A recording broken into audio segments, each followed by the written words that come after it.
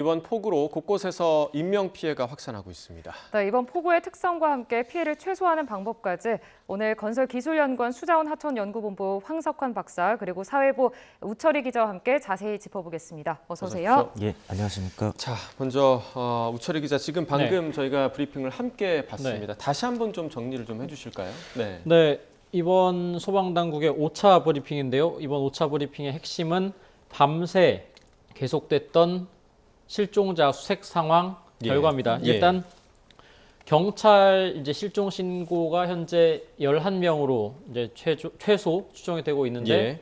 오늘 아침에 실종자 5명의 시신이 수습이 됐습니다. 예.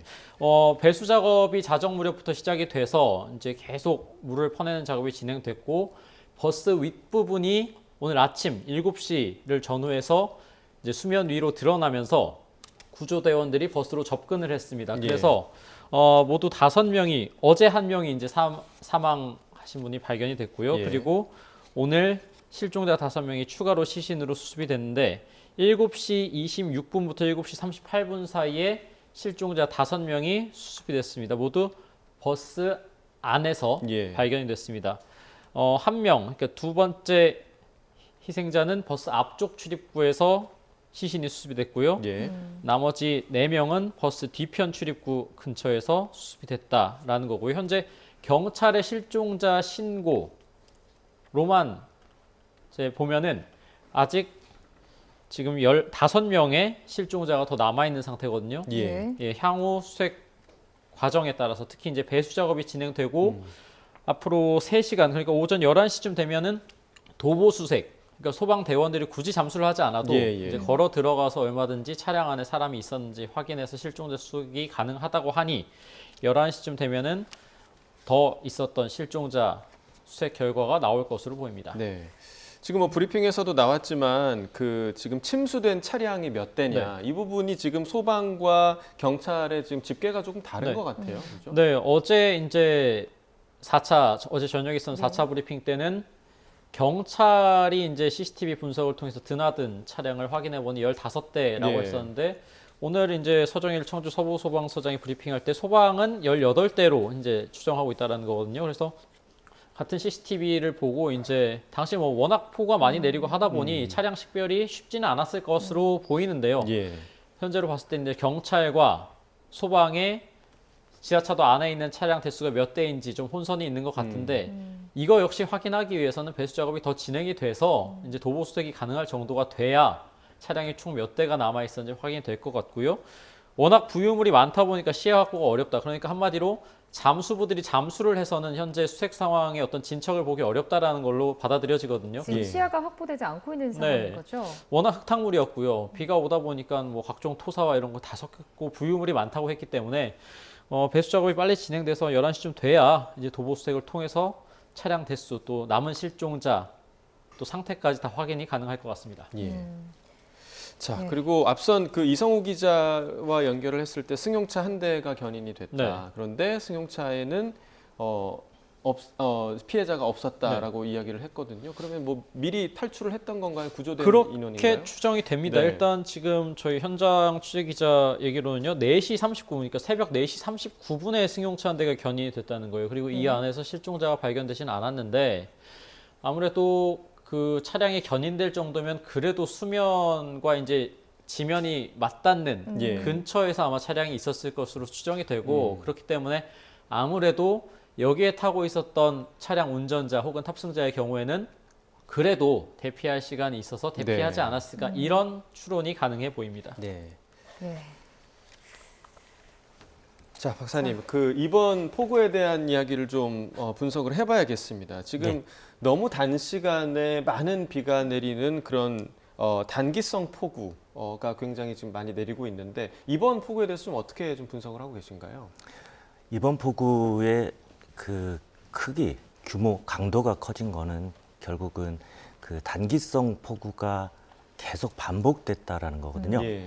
이틀, 3일 정도 계속 반복됐고 예. 그게 이제 반복되는 이유 중에 하나가 결국은 서쪽에서 동쪽으로 비가 이동을 하면서 저번 주, 그러니까 서울 같은 경우에는 남북으로 긴 강우대가 동서로 이동을 했거든요. 예. 그래서 빠르게 지나가고 그렇기 때문에 국지적으로는 침수가 일어났지만 실제로 그렇게 지속적으로 장기간 피해를 유발하지는 않았습니다. 근데 이번 같은 경우에는 동서로 긴 띠가 동서로 이동을 하면서 또 하천의 모양과 거의 같은 길을 따라갔기 때문에 그러니까 결국은 강한 비가 3일 동안 지속됐던 그런 형태를 띄었고 예. 그것이 지금 같은 대규모 피해를 유발했다라고 보여집니다. 예.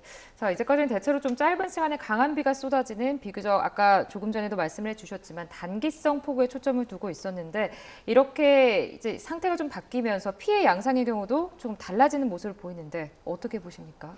그래서 단기성 폭우라는 거는 결국은 수시간 내에 그렇죠. 침수를 유발하는 거 이게 예. 가장 빈번한 거고요. 그래서 이제 그런 지역들은 주로 이제 도심지가 많습니다. 아니면 산간 계곡. 근데 지금과 같이 단기성 폭우가 연속적으로 하루 이틀 이상 지속된다라는 거는 예. 결국 장마와 같은 형태를 결국 띠는 거거든요. 예. 단기성 폭우의 강도를 가진 장마. 이렇게 보시면 되고 그렇기 때문에 아까 약간 이제 말씀드렸던 부분하고 좀 비슷한 부분은 단기성이 모여서 이제 중기성, 우리가 얘기하는 대규모 침수를 유발할 수 있고, 예. 그다음에 그것들이 다시 모여서 하천으로 가면서 2, 3일 후에는 대하천의 범람이나 그다음에 산사태를 유발할 수 있다라는. 그러니까 여러 가지 형태의 재난이 순차적으로 다발적으로 발생한다라는 것이 특징이 되겠습니다. 네. 그러니까 이번 그 폭우에 대한 피해가 더 많이 발생한 이유를 보자면 산간 지역 혹은 하천이 많이 모여 있는 지역에 또 폭우가 집중이 되면서 더 큰 피해가 발생한 거잖아요. 그렇습니다. 어떻게 좀 분석하고 계십니까?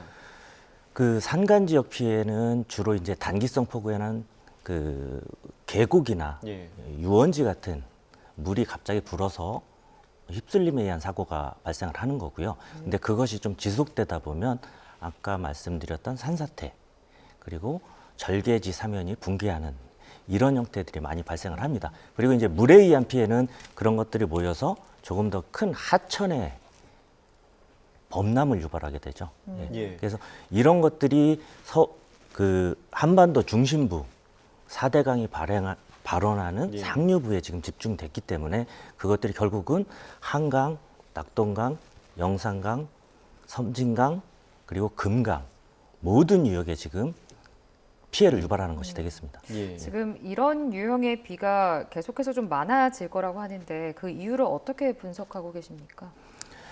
결국은 우리가 지구 온난화라는 부분이 가장 큰 원인일 거고요. 그것이 에너지를 키워서 우리가 얘기하는 아주 강도를 강하게 만들고 그리고 변동성을 아주 다양하게 만듭니다. 그래서 예측할 수 없는 그런 패턴들을 계속 만들어내고 있기 때문에 예측이 어렵다는 건 그만큼 우리가 위험에 노출돼 있다는 그런 의미가 되겠습니다. 그래서 앞으로는 계속 지구 온난화가 심해진다라면 예. 이런 부분들은 더 위험한 상황에 놓일 수 있다라고 생각을 합니다. 네. 예. 지금도 이제 박사님께서 예측 불가능한 상황이라고 해주셨는데 그렇게 되면 우리가 지금까지 만들어왔던 제방이나 댐 같은 경우에는 속수무책으로 당할 수밖에 없는 이런 경우들이 많이 발생할 수 있거든요. 사실 오늘 네. 그 오송 지하차도 관련해서도 제방이 무너지면서 그 물들이 다 넘어온 거잖아요. 그 원인에 대해서 여러 가지 지금 분석이 좀 되고 있죠. 네, 네. 일단 앞서 이제 소방당국에서도 거듭 확인을 한 것이요. 예. 이제 궁평 2 지하차도 인근에 한 400m 정도 떨어져 있는 곳에 미호강이 흐르고 있습니다. 예. 이 미호강에 최근에 이제 13일부터 15일까지 사흘 동안 충북 청주 일대에 500mm 훨씬 넘는 정말 장대비가 내렸거든요. 예. 물이 급격하게 불어나면서 제방이 무너져서 강물이 범람하고 이 지하차도로 침수돼서 이번 사고가 벌어진 것으로 보인다라는 것이 이제 소방당국의 현재까지의 원인 추정인데 뭐 현재까지 생각해 볼 수 있는 원인 크게 한 3가지 정도가 될 것 같습니다. 예. 먼저 하나는 그 당시에 지금 뭐 지도가 하나 준비되면 참 좋을 것 같은데 궁평 지하차도 옆에 미호천교라는 네. 다리가 있는데 예. 이 미호천교 확장 그리고 개축 공사를 하는 과정에서 과연 부실하게 제방이 복구되거나 어떤 제방 손상이 있지 않았냐 이런 지금 의심이 하나 제기가 되고 있는 상황이고요. 네, 지금 지도가 지금 현재 네. 나오고 있는데요. 그 궁평 2지하차도 지금 이곳이 이제 침수되고 현재 실종자 수색이 이루어지고 있는 상황인데요. 예. 궁평 2지하차도 바로 오른쪽에 보면은 미호강 흐르는 곳이 바로 미호강입니다. 예. 네. 바닥에 보이는 곳이 정말 이게 과연 강이 맞나 싶을 정도로 물이 메말라 있었는데 여기에 물이 가득 들어차면서 범람해서 궁평 2지하차도까지 들어찼다는 거거든요. 예. 근데 저기 궁평 2지하차도 바로 오른쪽에 이 강을 가로지르는 도로가 보이실 겁니다. 저게 바로 미호천교인데 예. 2018년부터 시작해서 올해 8월까지 이제 공사 기간이 정해져 있고요.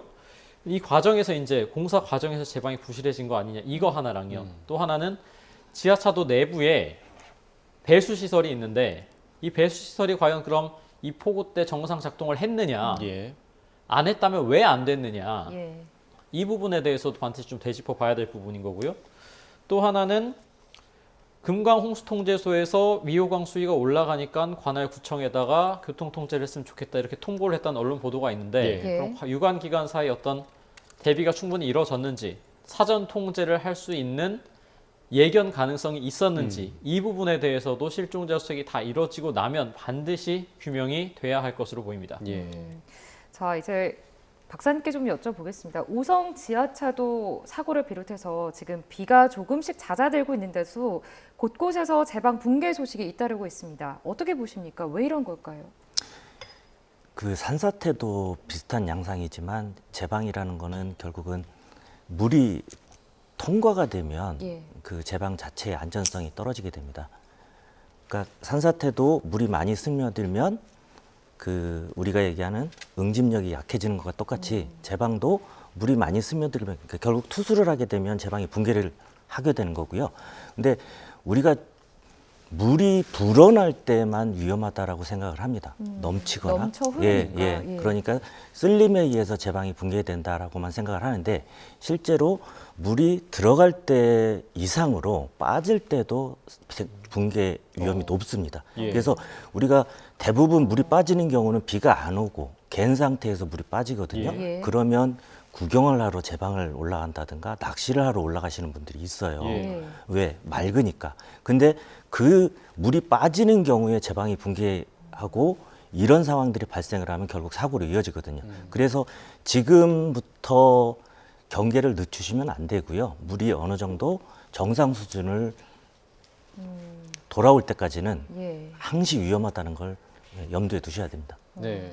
그러니까 물이 그러니까 완전히 빠질 때까지 기다렸다가 그 지역에 가야 한다 이런 말씀이시죠? 그렇습니다. 산사태도 마찬가지입니다. 물이 어느 정도 다 빠질 때까지 기다리셔야지 바로는 산사태 위험이 발생을 할 수가 있습니다. 네. 자, 계속해서 그러니까 끝날 때까지 끝난 게 아니다라는 말이 생각이 날 정도로 계속해서 경각심을 좀 가져야 할 것 같은데 사실 이 오송 지하차도 지금 침수와 관련한 것만 생각을 해봐도 많은 분들이 그 부분을 궁금해하실 것 같아요. 그럼 이런 상황이 발생했을 때 우린 도대체 어떻게 대처를 해야 되냐? 내가 만약에 이런 상황에 맞닥뜨렸다면 운행 중에 갑자기 물이 불어나거나 차량에 물이 들어오기 시작을 한다면 좀 어떻게 보세요? 좀 어려운 질문인 것 같긴 합니다만. 네, 이게 그 상황이 이게 우리가 대처할 수 있는 상황이 있는데 이 상황이면 그 대처하기를 상상할 수 있는 상황은 넘어선 거는 같습니다. 그래서 조심스러운데 어찌됐든 그 위험한 상황에서는 그 기존에 물이 비에 의해서 침수가 서서히 되는 상황이면 그 상태에서 기존에 우리가 했던 행동 양식을 따라주시면 되고 정말 위급한 상황이라면 최대한 빨리 높은 곳으로 이동을 하시는 것이 최선이라고 생각은 합니다. 네. 지금 이어서 한 가지만 더 질문을 해보면 인명피해도 인명피해고 또 농촌 지역이나 축산농가 저희가 사전에도 좀 보도를 해드렸는데 축산농가 피해도 지금 계속 속속 들어오고 있거든요. 이런 경우에 좀 우리가 어떻게 피해를 줄여야 될 거라고 보세요? 결국은 선제적으로 예방을 하는 것이 가장 좋을 것 같습니다. 왜 그러냐면 축산농가가 특히 충청남도 홍성이나 청양 쪽에 많고요. 그렇기 때문에 그쪽에 피해가 더 컸던 것 같고 그리고 이제 축산 농가가 위치한 곳이 평야지대나 하천 주변 있다라면 당연히 이번 같은 경우에는 피해가 컸을 겁니다. 그렇기 때문에 그런 위험이 있는 지역들을 조사를 해서 축산 농가의 어떤 이동이나 아니면 허가 그리고 향후에 어떤 구조적인 대책을 세울 수 있는 그런 것들을 저희가 좀 시간을 갖고 마련을 해야 될 것 같습니다. 네. 앞서 이제 무철희 기자가 여러 이제 원인이 될 수 있는 것들을 좀 지목을 해주셨는데 앞서서 예상치 못한 대목들이 굉장히 좀 이제는 많아졌기 때문에 이 폭우의 양상이요. 그랬을 때 우리는 이제 제방이나 댐 같은 그런 시설에 대해서 예전과는 좀 다르게 대처를 해야 하지 않을까 그런 생각이 들거든요. 어떻게 좀 대비를 해야 될까요?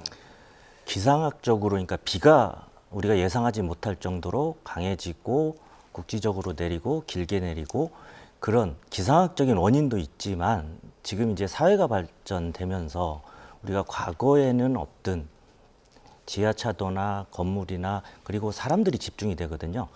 그런 측면에서는 피해를 당할 수 있는 원인 요소도 다양해지고 커진다라는 의미가 되겠습니다. 그래서 지금까지는 그 하천이나 아니면 도시에 물을 방어하거나 빨리 배출하는 그런 쪽에 초점이 맞춰져 있었는데 앞으로는 피해를 당하는 입장에서 그 상황에서 어떻게 피해를 벗어날까 하는 우리가 좀 적극적인 측면으로 가야 될 것 같습니다. 그러니까 기존에 대규모의 어떤 그 방어 시설 외에도 소규모로 할 수 있는 여러 가지 대책들을 고민해야 될 때라고 생각을 합니다. 첨언해서 좀 말씀을 드리면요. 앞서 제2경인 고속도로 방음터널 화재가 있었잖아요. 방음터널 뭐 운전해 보신 분들 다 아시겠지만 수도 없이 많이 있습니다. 달리다가 불이 나서 앞차가 서 있어서 들어갔더니 그 뒤에 이제 더 이상 대피할 수 없는 상황이 돼서 변을 당한 것이고 오도가도 못하는 상황이 된 거죠. 이번에도 저희 YTN에 제보해 주신 시청자분들 영상을 보면은 불과 뭐 한 1분도 안 되는 시간 동안에 엄청나게 물이 차오르지 않습니까? 이렇게 보면은 반드시 어떤 운전자가 잘해서 운전자가 뭐 슬기롭게 대처를 해서 사고를 피할 수 있는 한계가 분명히 존재를 합니다. 그렇기 때문에 꼭 어떤 이런 희생이 일어나고 나서 당국이 뒤늦게 부랴부랴 대책을 마련하는 것이 아니라 이런 고도화된 사회에서 특히 이제 어떤 여러 현대 건축물, 특히 도로, 교통과 관련된 시설물들은 사전에 조금 더 경각심을 갖고 어떤 수해라든지 어떤 화재와 같은 이런 참사에 대비해서 혹시 위험 요소는 없는지 이게 과연 비상 상황에 어떤 비상 시설물들이 제대로 작동할 수 있는지를 더 해야 한다는 것이 이번 폭우를 계기로도 다시 한번 더욱더 강조해도 지나치지 않은 부분이 아닌가 이런 생각도 듭니다. 맞습니다. 모든 상황을 다 열어놓고 어떤 일이든 일어날 수 있다라는 생각으로 대비하는 게 맞는 것 같은데 저희가 지금 오송 지하차도 얘기에 집중해서 말씀을 좀 드렸습니다만 지금 다른 지역에서도 굉장히 피해가 좀 많이 나타났습니다. 경북 지역 같은 경우는 지금 17명의 사망자가 발생을 했거든요. 경북 지역은 지금 뭐 산사태로 인한 피해가 굉장히 좀 많았었죠. 네, 지금 중앙재난안전대책본부 오늘 새벽 6시 기준으로 집계가 나왔는데요. 밤사이에 빗줄기가 좀 잦아들면서 뭐 사망 26명, 실종 10명, 부상 13명으로 어젯밤 11시 기준과 동일하게 나왔습니다. 다만 이제 오송 지하차도에서 이제 사망자 시신 5구가 더 수습되면서 이제 사망자 숫자는 32명으로 이제 봐야 될 것 같은데요. 이 32명 가운데 경북에서만 17명입니다. 그리고 실종이 9명입니다. 대부분이요 산사태 아니면은 이제 급류에 떠밀려 가서 실종되거나 희생되신 경우가 가장 많은데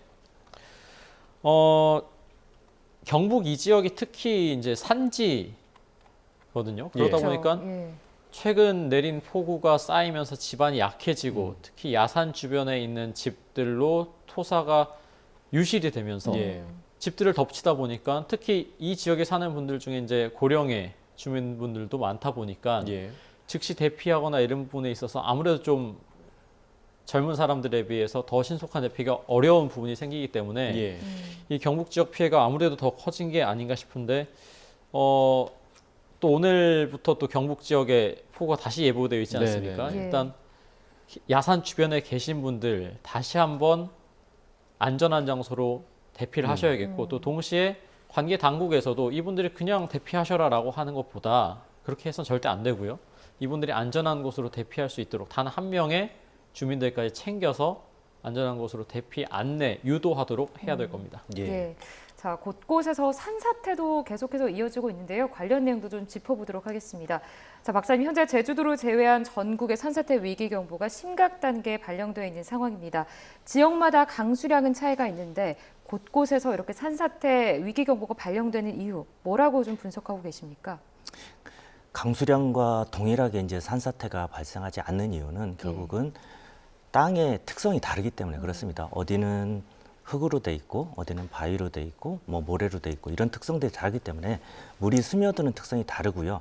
그래서 그런 물이 스며드는 양에 의해서 결국은 산사태 위험이 발생하게 됩니다. 근데 지금까지 저희가 요번 장마를 겪으면서 전국적으로 예. 많은 비가 내렸습니다. 그래서 이미 전국적으로 어느 정도는 다 산사태 위험이 내재해 있는 상태가 됐고요. 그렇기 때문에 여기에 약간의 비가 온다든가 아니면 물이 빠지는 속도가 빠르다든가 아니면 지역적으로 산사태가 좀 취약한 지역이라든가 이러면 어느 지역이든 산사태가 발생할 수 있습니다. 더군다나 이제 최근에는 어떤 인위적으로 절개지들이 상당히 많거든요. 예. 개발지들이.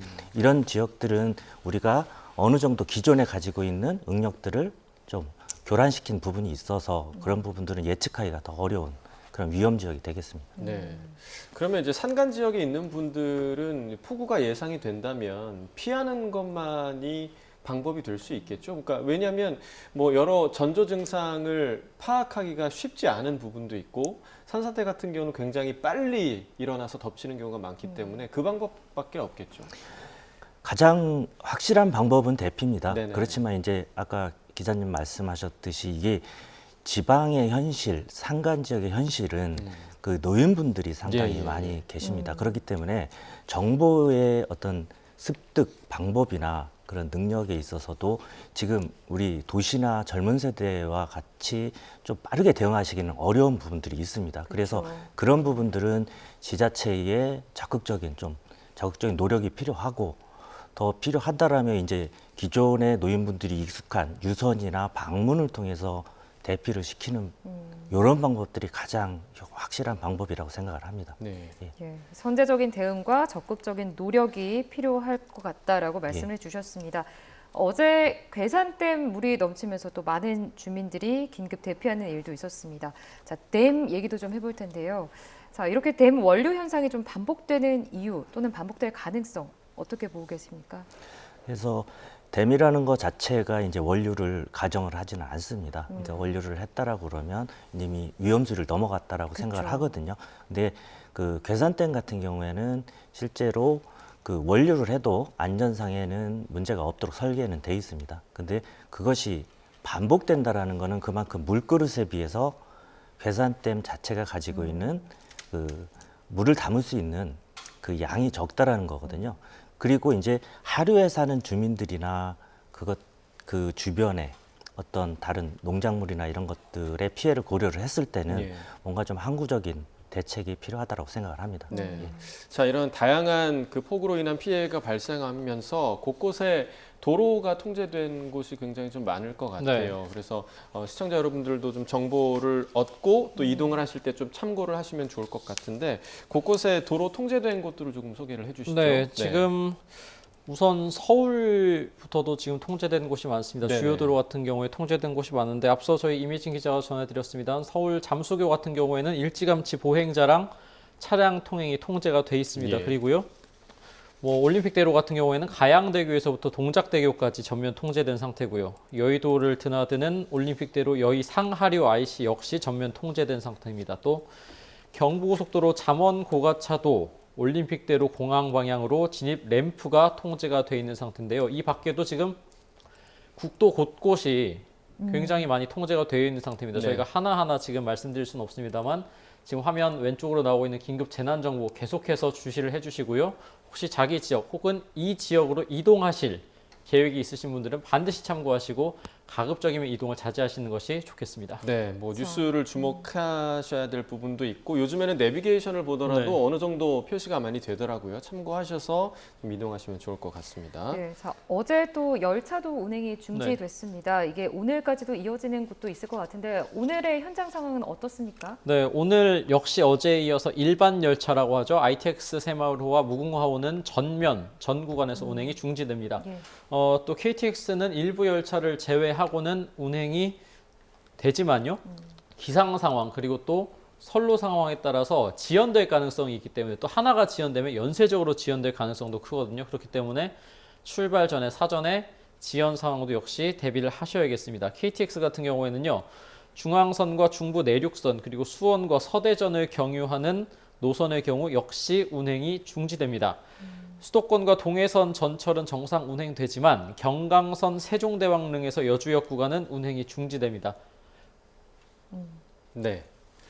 자, 이제 남부지방에 저희가 계속해서 날씨를 전해드리고 있는데 더 지금 폭우가 내릴 것으로 예상이 되고 있습니다. 박사님, 마지막으로 추가적인 피해가 없도록 좀 철저한 대비가 뭐 지자체 차원의 대비 혹은 개인적인 대비가 필요할 텐데 반드시 좀 지켜야 할 행동 요령을 다시 한번 좀 전해주시면 좋겠습니다. 그 개인적으로 목숨을 어떻게든 목숨에 대한 안전을 확보하기 위해서는 첫 번째로 하천에 대한 부분들, 하천에 접근을 하거나 아니면 물이 조금이라도 넘친다면 그 세월교 같은 건 절대 건너지 마시고요.